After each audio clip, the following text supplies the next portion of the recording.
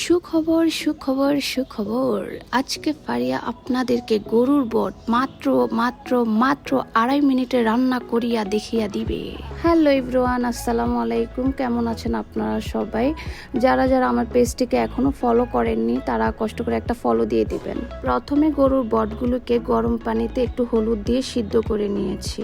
তারপর আমি একটি পাত্রে তেল দিয়ে কিছু শুকনা মশলা দিয়ে নিব। এখানে আছে লং, দারচিনি, এলাচি, তেজপাতা এবং গোলমরিচ।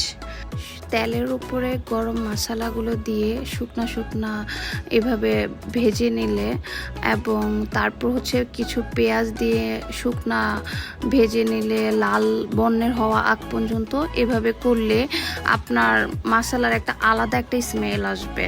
তাই আমি এইভাবে রান্না করি।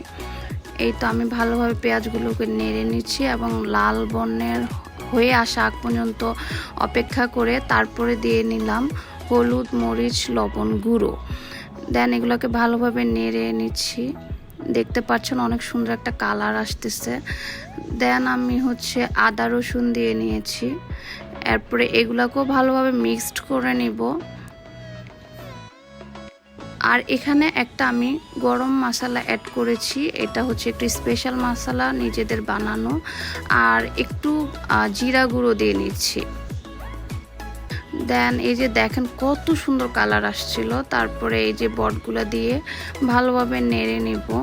এই বড় পাতিলে করার একটাই কারণ আমি যেন ভালোভাবে নাড়তে পারি, যেন মশলাগুলো সবগুলোতে ভালোভাবে ঢুকতে পারে এর জন্য। তারপরে যখন এগুলো হয়ে এসেছিল অনেকটুকু, দেন আমি এটাকে ছোট একটা কড়াইতে নিয়ে নিয়েছি। দেখেন কত কমে গিয়েছে। তারপরে মনে হলো যে একটু লবণ আর একটু মরিচ দিলে আরও ভালো হইতো। দেন এগুলোকে দিয়ে ভালোভাবে কষিয়ে নিয়েছি। হয়ে গেছে আমার রান্না, হয়ে গেল আমার সেই কষ্টের গরুর বট। এখন এটাকে আমি খেয়ে দেখব। অনেক গরম ছিল। আর এই বটগুলোকে যখন আমি আবার পরের দিন জাল দিব তখন এই বটগুলোর টেস্ট আরও বেশি বেশি বেড়ে যাবে। আর আমি তো বেশিরভাগ বটগুলোকে শুকনা শুকনা খেয়ে ফেলি, ভাতের সাথে তো খাই, আবার সারাদিন চাবাইতে থাকি।